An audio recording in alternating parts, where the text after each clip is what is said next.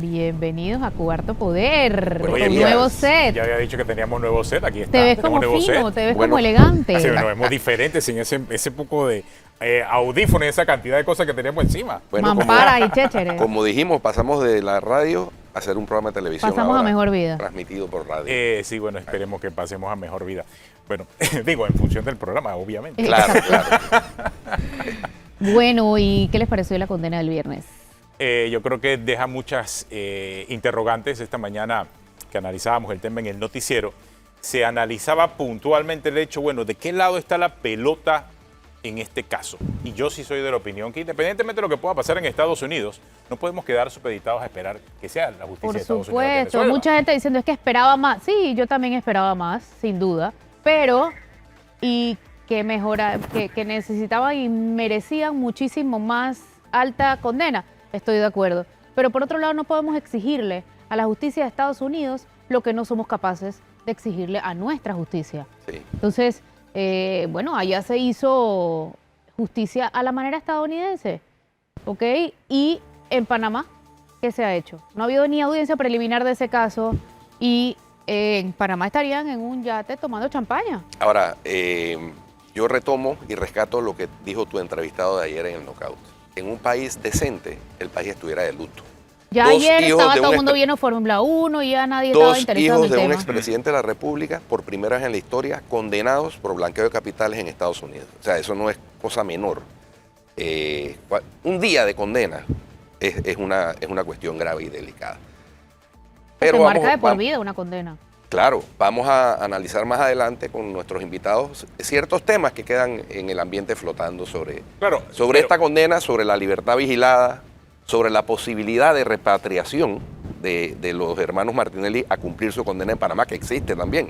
Hay un acuerdo entre Panamá y Estados Unidos en ese sentido. Claro, Así y que yo vamos no a sé ver. qué tan habitual sea que haya este tipo de confesiones. Se lo preguntaremos ahora Tú acabas de dar en al el clavo. entrevistador. La confesión dada por el propio abogado de Luis Enrique Martinelli, James McGovern, cuando dice que esto lo cometieron por órdenes del padre. Y Ese mira, elemento exacto. es clave dentro de todo lo que pasó el viernes. El más Y de todo lo importante, que diría debe yo. pasar de ahora en Sí. adelante. Eso es lo más importante de todo. Y ahí Sí. estaban dos fiscales del Ministerio Público entrevistados por todos los medios de comunicación. Es correcto. Así es. Así que ellos también escucharon lo que todos los demás Entre ellos el fiscal de escucharon. Asuntos Internacionales del Ministerio Público. O sea que interesante. Ahora, yo no sé si vieron el comunicado de la Secretaría de Comunicación de la oficina del expresidente Martinelli que firmó Camacho.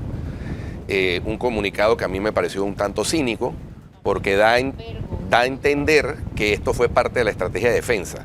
Que ellos se echaron la culpa al papá para no, bajarse de la así es. condena a ellos y que un papá abnegado pues lo entiende y lo respeta. Y resiste ese tipo de cargas o Claro, algo así. O sea, sí. Evidentemente es, La verdad es- es que es tienen vergonzoso. la creatividad maquiavélica en niveles insuperables. Ahora, este comunicado que emite el despacho y la oficina del expresidente Ricardo Martinelli sí tiene algunos elementos que hay que rescatar. Porque mire, dice, entiende el expresidente Martinelli que obtener la sentencia más favorable era el norte de la defensa de sus hijos Ricardo Alberto Martinelli Linares y Luis Enrique Martinelli Linares. En sus conversaciones con ellos les expresó que sus abogados deberían hacer todo lo que fuera necesario con ese fin. Eso Claro, o sea, significa- no esperaban que salieran inocentes, sabían que iban a salir culpables y Pero estaban espérate. buscando la condena menor. Eso significa aceptar, por eso te digo, el comunicado en sí, si uno lee cada detalle y lo contextualiza, él está aceptando lo que dice el abogado de los hijos del señor Luis Enrique Martinelli, Claro. James McGovern. Esto lo cometieron por órdenes del padre. Entonces, ¿hasta dónde? Bueno. O es cuento. Porque si es cuento, hay un delito adicional a lo que ya se le está acusando. Y por eso es que tiene que tener cuidado de aquí en adelante con lo que diga. Porque independientemente que se ha dado la sentencia, hay que entender. ¿Por qué? Porque es que ellos estaban bajo juramento en el momento. El propio abogado, James McGovern, al momento en que está en ese estrado, está bajo juramento. Así que yo no creo que un abogado del prestigio de James Sí. McGovern en Estados Unidos Se vaya a vaya atrever. a cometer perjurio. Sí. No, o sea, y lo que dice el comunicado, el despacho del expresidente Martinelli es muy claro. Entonces, cometieron por órdenes del padre esta acción por la cual se les hace sentencia Ahora, el viernes en Estados Unidos. ¿Tú crees que esta lectura de sentencia del viernes acerca o aleja a Ricardo Martinelli del poder en el 2024? Mira, va a depender de lo que pase aquí en Panamá. No tanto, yo sí veo mucha gente que habla acerca de, e insisten a Estados Unidos, si Estados Unidos investiga o no, pero más de lo que pueda hacer Estados Unidos, yo creo que hay que ver lo que pueda hacer Panamá en este caso. Y con la información nueva que se tiene.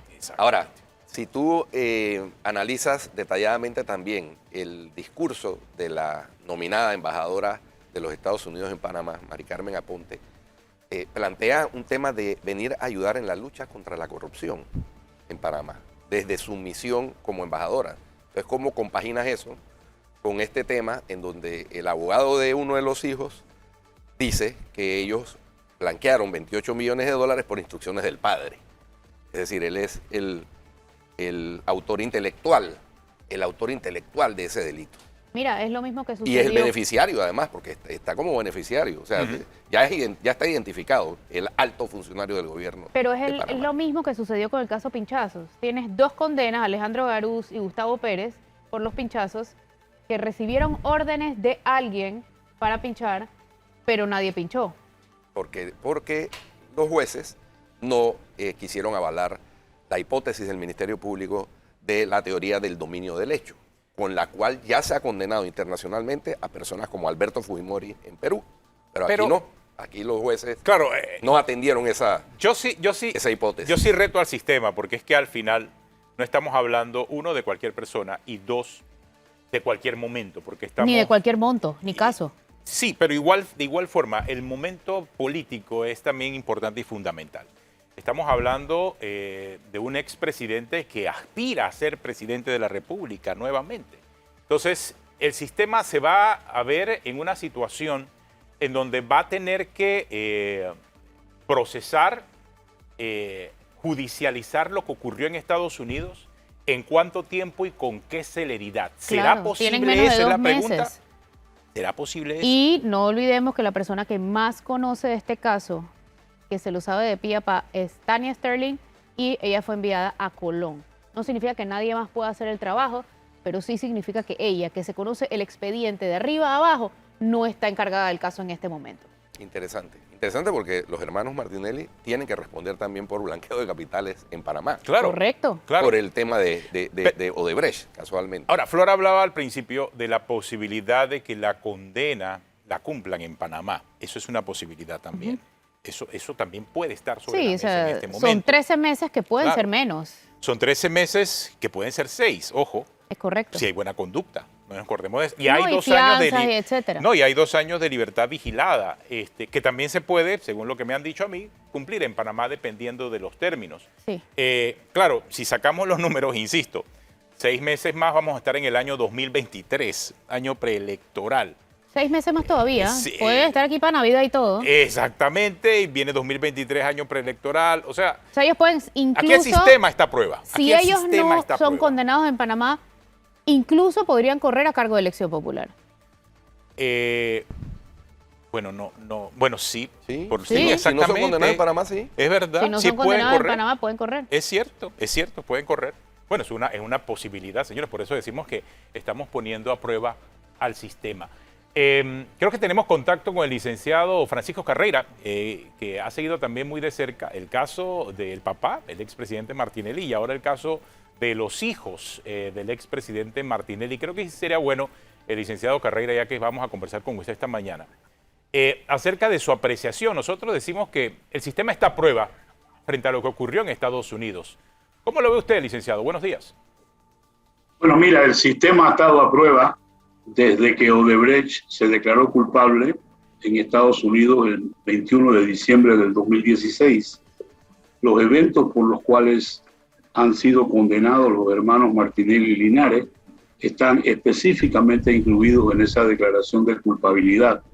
Para mí no hay justificación que en las investigaciones que se han hecho en Panamá, esa afirmación que está dentro de la declaración de culpabilidad es suficiente prueba para las investigaciones panameñas. Donde está el tema que hay acá es que adicionalmente Odebrecht se declaró culpable de haber utilizado el sistema bancario panameño para movilizar una gran cantidad de dinero, de haber pagado comisiones específicamente, y lo que nosotros tenemos al día de hoy, todos estos años después, es que no hay realmente una investigación que señale a las personas que deben ser investigadas. Esto, lógicamente, nos deja en el aire, uno, si se ha protegido, se ha intentado proteger a determinadas personas porque estén o no involucradas en el caso Odebrecht, y en adición a un grupo de banqueros que hoy andan disfrazados de gente inocente y de gente decente, cuando en realidad las investigaciones debieron haber indicado quiénes fueron los que estaban vinculados con esto. Esto nos indica entonces que tenemos una gran crisis dentro de nuestro sistema judicial, y esto es lo que hay que ponerle la cara dura, por no hay justificación para que esta investigación todavía hoy esté en los lugares en donde está. El efecto más peligroso que tiene es que en Panamá estos casos prescriben, y aquí lo que ocurre es que se demora todo el caso hasta que prescriba, y lo que le estamos dando entonces es un certificado de inmunidad y de impunidad a personas que deberían estar enfrentando la justicia porque tienen un rol definitivamente claro de las acciones de Odebrecht. Interesante lo que plantea el licenciado Francisco Carreira, porque ciertamente el término de prescripción ahí está pendiendo como una espada de Damocles sobre el caso. Y el sistema se presta, porque con la cantidad de recursos dilatorios que interponen los abogados, ya vimos, por ejemplo, en el caso de la audiencia fallida por segunda vez de New Business, se pospuso para julio, también está el término de prescripción corriendo. Entonces, licenciado Carreira, habría que revisar, pienso yo, el tema de la prescripción cuando ya se ha iniciado un proceso, porque la prescripción filosóficamente está instituida para castigar la inacción del acreedor, digámoslo así, en este caso la inacción del Estado, pero cuando el Estado pone a funcionar su oficina de persecución criminal, que es el Ministerio Público, ¿por qué seguir corriendo el término de prescripción? Es un interrogante que siempre me he formulado. Mira, yo creo que nosotros cuando copiamos el sistema penal acusatorio en Panamá, le incluimos algo que yo llamo el sistema penal acusatorio a la pedra, o sea, a lo panameño, y le incluimos una cantidad de situaciones que no estaban contempladas desde donde vino ese sistema. Y una de las cosas que hemos incluido es precisamente todo este catálogo de inmunidades y de blindaje que tenemos, que incluye hasta allá el último ridículo, convertir a la Corte Suprema en un tribunal de única instancia para juzgar diputados. Todo lo que hemos hecho aquí no ha sido más que responder a la manipulación de quienes controlan la Asamblea. Por eso es que aquí hay que pensar en cómo vamos a hacer los cambios a nivel judicial. Sí, señor, hay que hacer cambios a nivel judicial. Uno de ellos es evitar ver a los miembros del Poder Judicial implorando fondos en la Comisión de Presupuesto de nuestra Asamblea, y luego que salen de allí, ir a implorar fondos al Ejecutivo. Durante los últimos 3 gobiernos, nosotros hemos mantenido esto, y eso es una manera de control del Poder Judicial a través de los recursos. Cosas como estas son las que de verdad nos están dando hoy, nos están demostrando la incapacidad que tenemos para manejar este tipo de investigaciones. Yo acabo de escuchar el tema de lo que dice Flor, que tú no puedes poner a las personas que están familiarizadas con estos casos a que no lo terminen, sino que dentro del rejuego, esto es lo que nos da la impresión de que queremos proteger a determinadas personas, y hemos creado un sistema que lamentablemente así lo hace. Ahora, como usted bien decía, hay un reto importante para el sistema de justicia para incorporar estos nuevos elementos a la investigación, tomando en cuenta que en menos de 2 meses es el juicio aquí en Panamá, si es que no se suspende como se suspenden casi todos. Bueno, ahí es donde te digo, hay un juego que le permitimos nosotros. Aquí hay un caso en donde 4 abogados no se presentan a una audiencia, y eso automáticamente genera una multa ridícula de $100, pero es el juego a la justicia, es el ignorar las cosas, es el jugar con los términos, y al final del día todo lo que se busca es la prescripción.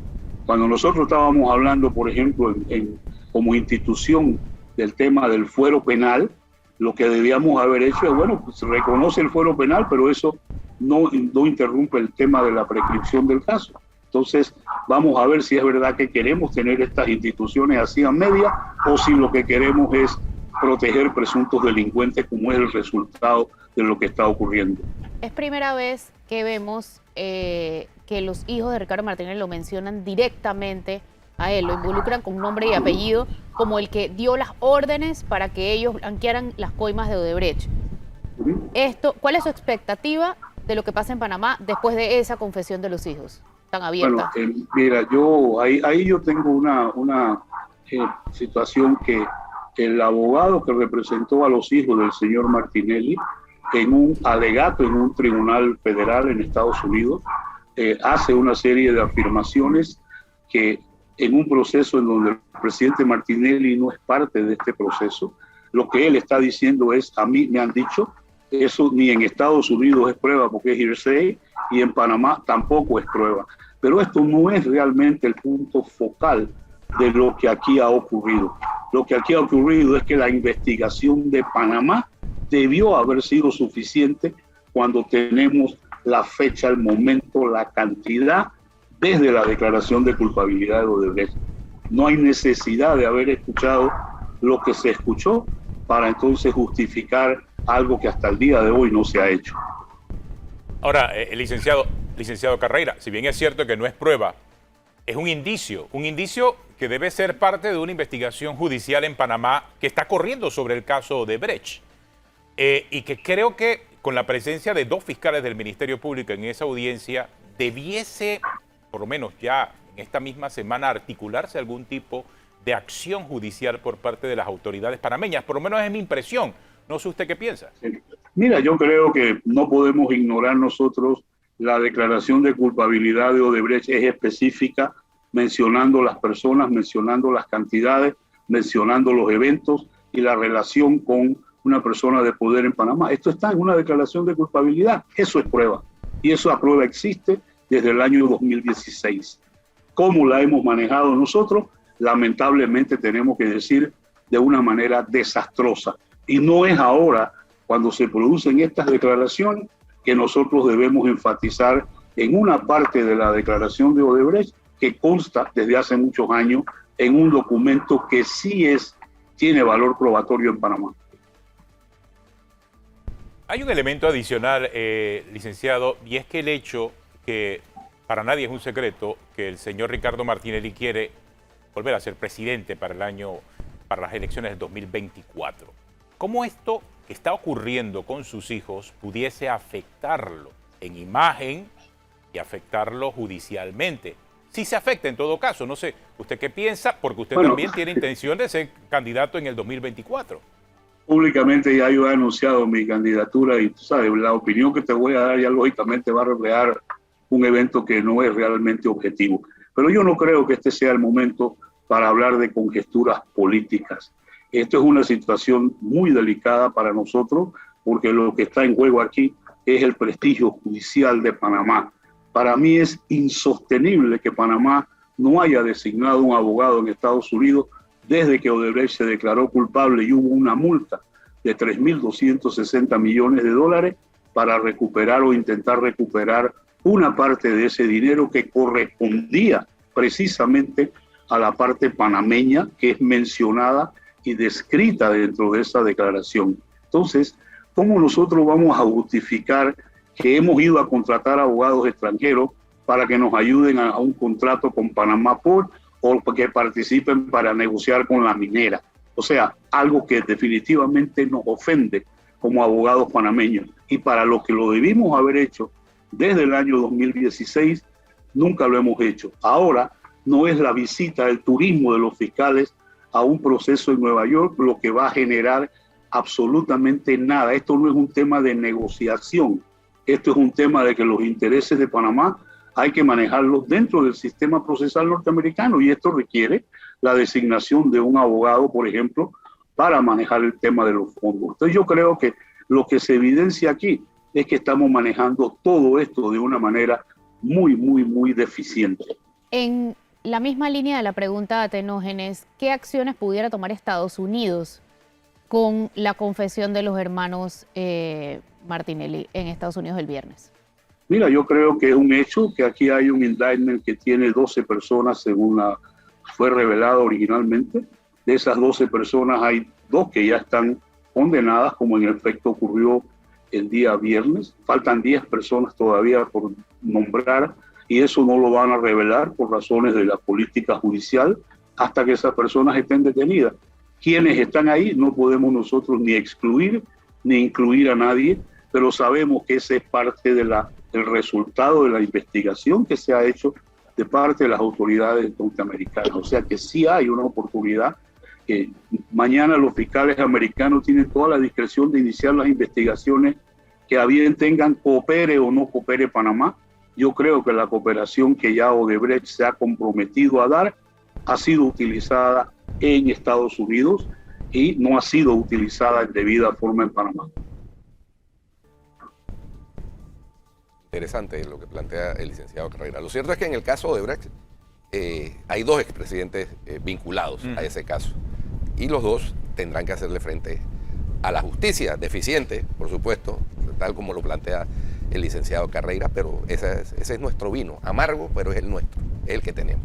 Es correcto, y a este es el que tenemos que exigirle que se endulce, no al de Estados Unidos. Sí, exactamente. La pelota, por eso decía el licenciado Carreira, está en nuestra cancha. O sea, somos nosotros en todo caso, aquí en Panamá, lo que tenemos que definir qué va a pasar con este caso, ¿no? Así es. Bueno, mira, yo creo que lo que tenemos nosotros que pensar es cómo vamos a hacer los cambios que tenemos que hacer. Esto definitivamente nos debe motivar a pensar el sistema que tenemos no ha sido eficiente durante los 3 últimos gobiernos. Esto hay que cambiarlo. ¿Cómo lo vamos a cambiar? Si no comenzamos por la Asamblea, que es el lugar en donde se hacen los cambios de todas estas leyes, no vamos a generar absolutamente nada. Este no es un problema de solicitar aumentos de presupuesto. Aquí lo que hay que definitivamente es cambiar y mejorar las estructuras que hasta el día de hoy nos han demostrado ser completamente ineficientes. Bueno, muchas gracias, licenciado Carreira, por acompañarnos aquí en Cuarto Poder. Licenciado Francisco Carreira, viendo los detalles de este caso de los hijos del expresidente Ricardo Martinelli. Gracias por acompañarnos, gracias por su tiempo, licenciado. Licenciado Francisco Carreira. Nosotros tenemos una pausa, ya regresamos. Ya volvemos. Cuarto Poder.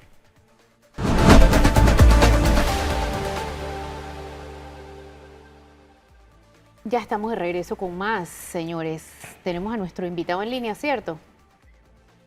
El licenciado Abel Arcia, que trabajó como fiscal federal en Estados Unidos. Y panameño. Es panameño. Estuvo muy de cerca en este caso de los hijos del expresidente Martinelli, Flor.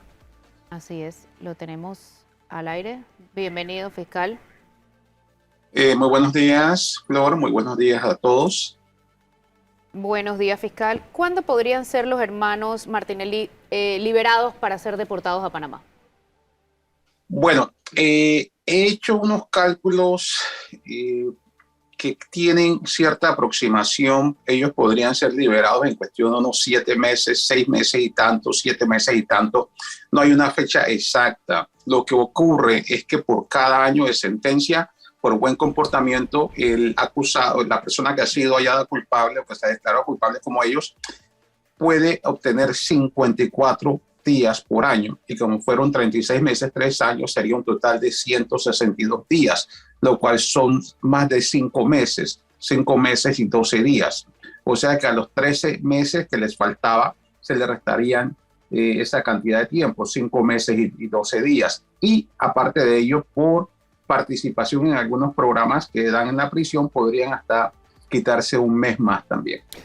Licenciado Arcia, una de las expectativas que había por la petición de la defensa de los hermanos Martinelli era el lugar de cumplimiento de la condena. ¿Dónde cumplirán ellos esa sentencia? ¿Y si lo harán juntos o separados? Mira, no hay una respuesta clara con respecto a eso y quiero decirles por qué. Los abogados defensores no pueden escoger dónde van los presos a cumplir la sentencia, ni el juez tampoco. Hay una institución que se llama el Buró de Prisiones. Ellos son los que determinan dónde mandan a las personas. Como estas 2 personas, los hermanos Martinelli y Linares, son culpables de un crimen que no es violento, ellos serán enviados a alguna prisión que no sea de alta seguridad. De esas hay muchas por todo el país. Generalmente se encuentran en lugares donde el alquiler y la tierra es baja, no va a ser en Nueva York. Y otra inquietud, licenciado, es cómo es el tema de los 2 años de libertad vigilada, porque los señores no tienen estatus migratorio en Estados Unidos. De hecho, la primera vez que estuvieron detenidos fue por eso, porque estaban ilegal en Estados Unidos. Entonces, ¿cómo funciona lo de la libertad vigilada? Claro, eso no va a ser aplicable para ellos. Lo que va a ocurrir es que cuando ellos terminen el tiempo, el Departamento de Migración, ICE, vendrá por ellos y los deportará hacia Panamá. Es poco probable que ellos realmente tengan que cumplir ese periodo, esos 2 años de vigilancia supervisada, porque ellos no van a poder estar en contacto con la oficina de probatoria, que es la que hace eso. O sea, la oficina de probatoria acá no va a poder estar en contacto con ellos en Panamá. O sea que eso no va a ser aplicable para ellos. Entendiendo lo que usted nos dice, licenciado, significa entonces que les quedaría unos 6, 7 meses de condena en Estados Unidos. Y volverían a Panamá. Y volverían a Panamá de forma inminente porque serían deportados. Así es. Ahora, ¿cuántos días pasen desde el momento en que terminan la condena y el día que llegan a Panamá? Eso no es exacto. En algunos casos puede ser un par de días, en otros pueden ser un mayor número de días, pero yo espero que sus abogados estén preparados antes de que ellos terminen la condena y que ellos van a cooperar de repente hasta pagando por los viajes para que ellos puedan irse pronto a Panamá cuando terminen esos 6 a 7 o 7 meses y tanto de condena. Ahora, entiendo que hay una solicitud de extradición también para los hermanos Martinelli desde antes, desde antes de este proceso. De todo esto. Así es. Bueno, eso colaboraría con la deportación más rápido todavía. Podría ser así, exactamente. ¿Es normal lo que hicieron los hermanos Martinelli de delatar al padre? ¿Eso se ve mucho en las audiencias de Estados Unidos o no? No, eso no es muy normal. Realmente no era necesario. Las autoridades, o sea, la fiscalía, el juez y los abogados defensores, y ellos saben todo lo que se conversó en puerta cerrada. O sea, todas las negociaciones, todas las reuniones se hicieron con puerta cerrada. No era necesario hacerlo de forma pública.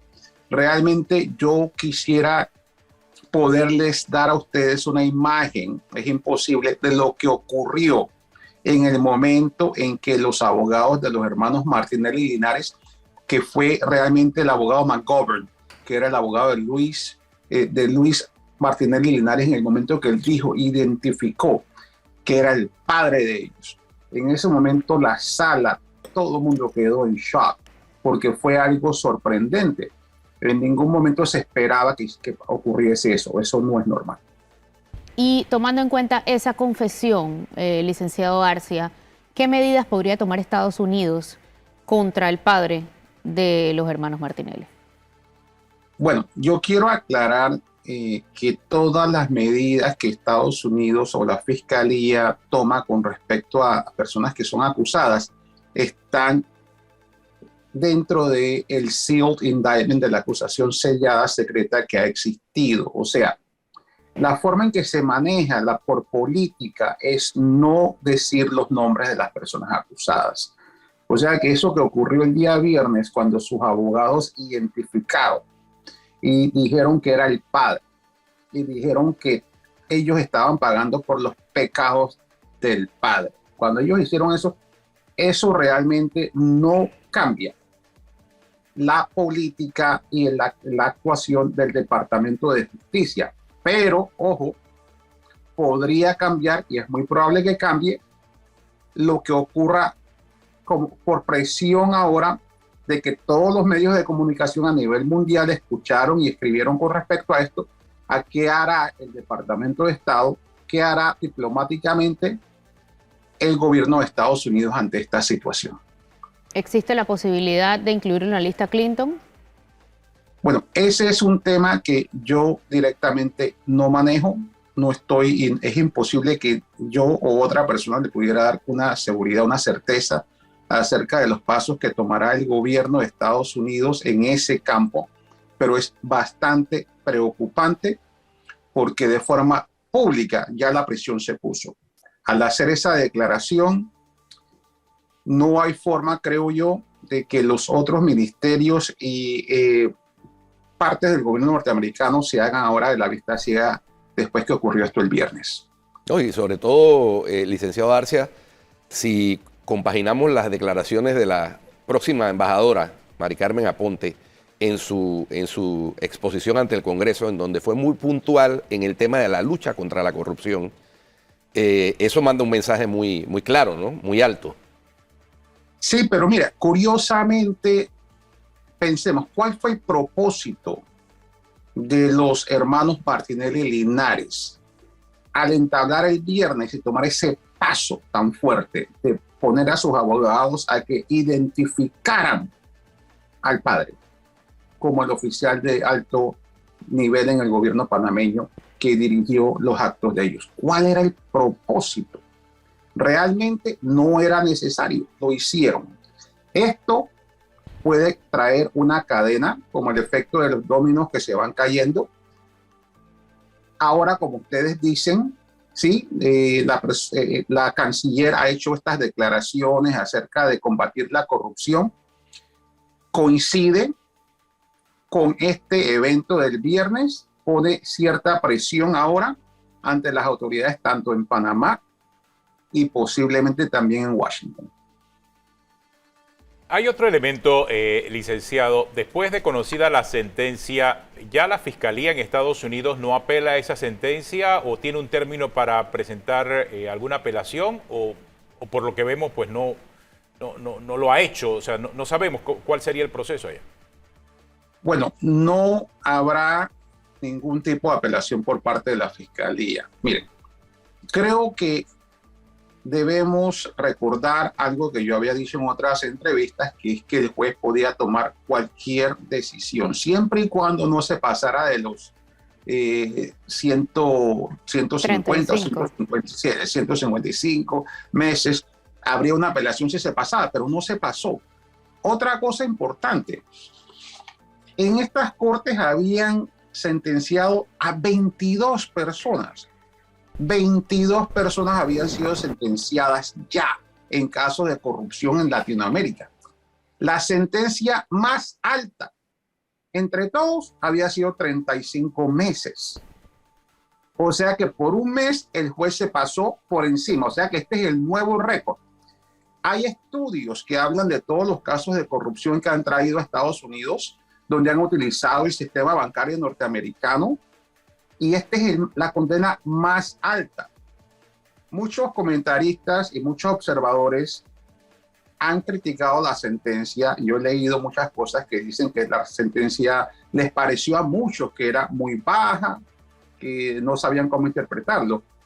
Pero yo quiero que se fijen en algo que el juez dijo el viernes.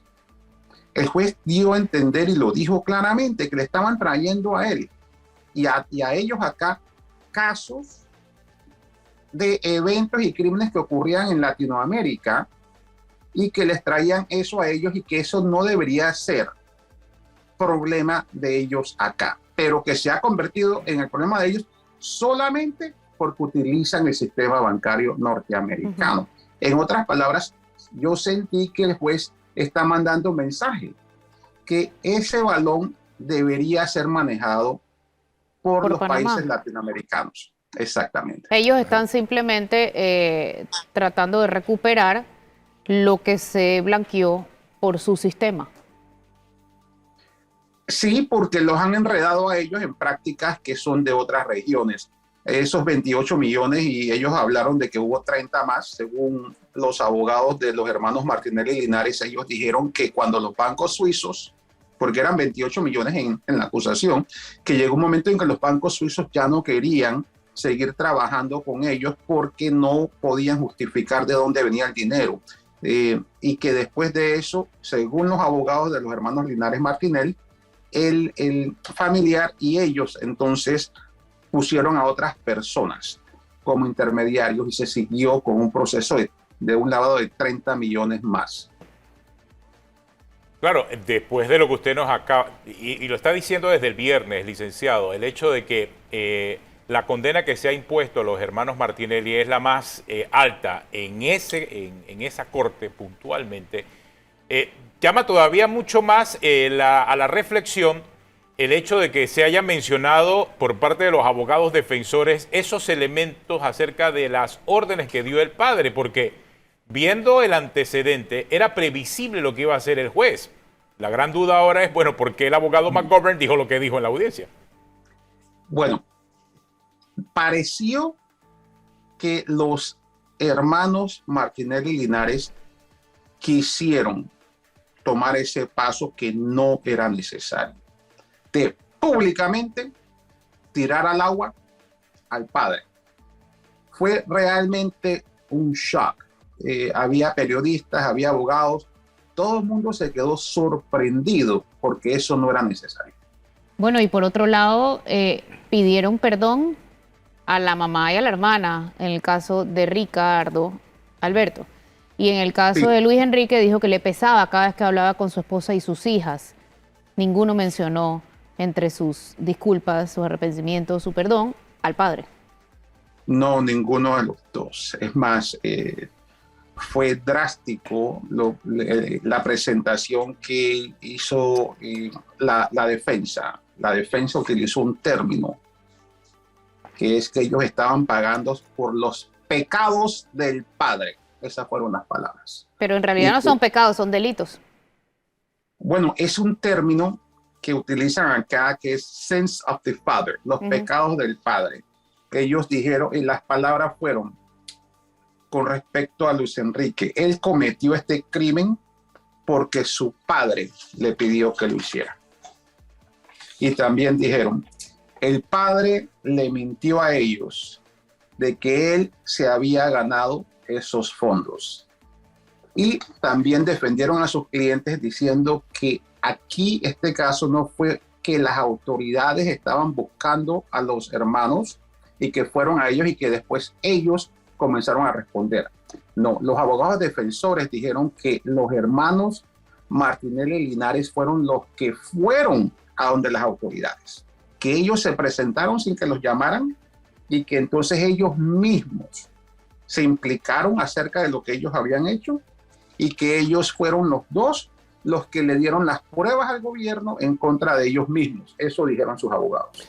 Licenciado, también hubo una declaración un tanto inusual de uno de los abogados en donde tachó o tildó de charlatán a un abogado que fue el que los convenció de dejar el proceso de negociación y escapar. ¿Ese charlatán sería un abogado estadounidense o un abogado panameño? O de otro país. No sabemos, pero lo que sí sabemos es que según ellos dijeron, el charlatán tuvo el poder de convicción y según ellos, ese charlatán logró que los hermanos Martinelli y Linares cometieran el peor error, presuntamente peor que haber participado en la actividad criminal, que fue haberse dado a la fuga. Pero miren, hay un dato curioso. Ellos dijeron, esto lo dijo la fiscalía. La fiscalía dijo que los hermanos Martinelli y Linares habían pagado a alguien o a algunas personas la cantidad de $2 millones cuando estaban en la Florida, porque supuestamente con ese pago de $2 millones iba la persona o personas iban a lograr que el caso desapareciese. Wow. El juez les preguntó, el juez estaba bien desconcertado porque es descabellado eso, y el juez les preguntó, ¿qué? O sea, ¿los engañaron? ¿Les robaron? ¿Los timaron? Y la fiscalía respondió, prácticamente sí. Quiere decir que en algún momento ellos fueron víctimas de unas mentiras, de un fraude y les robaron $2 millones. Bueno, para creerse eso hay que ver las cosas que pasan en Panamá. Habrán pensado que como esas cosas suelen suceder. Y pasan muy comúnmente. Exacto. Sí. Y pasa muy comúnmente en Estados Unidos, sobre todo para latinoamericanos, licenciados, que piensan que el Que sistema ya el funciona sistema igual ya... que acá. Exactamente. Exactamente. Oye, hay un caso famoso Sí. de narcotraficantes colombianos que un fotógrafo los timó también. Así es. En la supuestamente época de Pablo Escobar. Correcto. Les prometen Sí. que en Estados Unidos van a suceder las cosas que suceden en sus países. Lo que es un error. Pero por otro lado, decir pagaron por el crimen del padre, ellos no tenían 15 años, no tenían 20. Sí, no, son Todos unos... tenían, los dos tenían más de 25 años en su momento. A Pero ese el- momento uno puede tener su criterio propio. Sí, pero los abogados, particularmente el abogado de Ricardo Martinelli Linares, fue sumamente efectivo. Su presentación fue convincente, fue constante, balanceado, donde él presentó la imagen de su cliente y del hermano como personas que habían sido víctimas toda la vida del padre en su crianza, en la forma en que los crió, en la forma en que, según los abogados, que no les dio el cariño, la atención, y que sin embargo se les esperaba de ellos que ellos cumplieran todo lo que el padre quería. Y que ellos se morían siempre de ganas de poder complacer al padre y que no sentían que lograban ser aceptados. En particularmente Rica. Rica habló que por su orientación el padre lo rechazaba. Rica habló de que el padre nunca lo aceptó y que siempre había ese deseo de que el padre lo aceptara. El juez los llamó arrogantes. Sí. El juez dijo que nunca había tenido un caso donde pareciese que ambos acusados fuesen iguales, donde parecía que no podía diferenciar uno del otro. Eso lo mencionó. Sin embargo, algunos dirán, bueno, pero si el juez dice todo esto, ¿por qué solo les puso 36? Recuerden, al comienzo de la audiencia, curiosamente, el juez dijo que antes de sentarse el viernes para tomar la decisión de sentencia, él había hecho consulta con varios otros colegas, con otros jueces. Quiere decir que él se sentía inseguro, incómodo con tener que establecer una condena. Este no era un caso común y corriente de los que él maneja todo el tiempo. Este es un caso donde le están trayendo personas de otros países, donde los crímenes se convirtieron en otros países y que la participación de Estados Unidos y el motivo por el cual Estados Unidos tiene jurisdicción es por algo técnico, porque se pasó por cuentas en Estados Unidos. Y creo que él recurrió, pienso yo, a un estudio, el cual yo tengo también, el cual yo he hecho mención, donde se señala que jamás se había sentenciado a nadie que trajeran a Estados Unidos a más de 35 meses. 35 meses era la condena más alta que se había recibido. Y él se fue por encima, 36. O sea que para aquellos que piensan que la condena fue muy baja, esta es la condena más alta.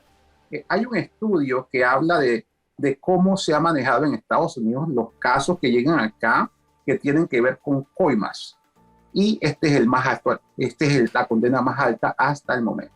Y que quedará de 13 meses, probablemente reducida a una condena de 6 a 7 meses. Yo me quedo con eso de esta entrevista y que no era necesario ni es común que Lo tiraron al agua. le hayan tirado al agua. Lo han tirado al agua, pero por lo que dijo el licenciado que estuvo ahí de manera innecesaria en base al análisis que él nos está presentando. Claro, y es posible que ya estén en Panamá para Navidad, ya ¿Viste? sea en Te noviembre o dije. diciembre. Sacando números, ¿es verdad? O pueden hacer Thanksgiving acá y todo. Sí. Gracias, licenciado, por su Gracias, tiempo. licenciado. Muchas Nosotros gracias, vamos para licenciado. a un cambio, A ustedes. ya volvemos.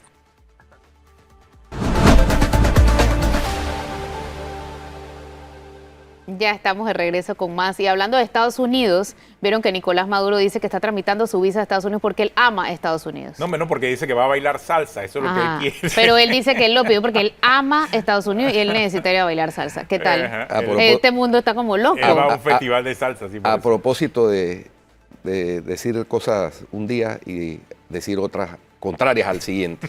La inconsistencia que distingue a nuestros líderes políticos. Y la lista de personas que no pueden entrar a Rusia, ¿vieron eso? Sí, también, claro. Obviamente está estrategia, Biden. es parte de la estrategia de Rusia para ahora estar en un proceso de retaliación por lo que ha hecho Estados Unidos, ¿no? Así como hay rusos que no pueden entrar a Estados Unidos, ahora hay estadounidenses que no pueden entrar a Rusia. Interesante, interesante. Vamos a ver en qué termina esa tensión en Europa del Este. porque lo cierto es que ha acelerado los planes de Finlandia y Suecia de unirse a la OTAN, ¿no? A pesar de que en la primera consulta Turquía se opuso, y eso tiene que ser por unanimidad, la aceptación, pero vamos a ver. Y volviendo al plano local, hay dos temas importantes. Las protestas en Colón, que hoy empiezan su tercera semana, y mañana en el noticiero Voltier decía que en el informe del presidente, en el documento del presidente, había inconsistencias y cosas que eran falsas. A mí me llamó la atención eso porque habían hechos muy notorios, incluso la construcción de una carretera que el informe decía que llegaba al 44%, y dice Voltaire en el noticiero que 44 es cero.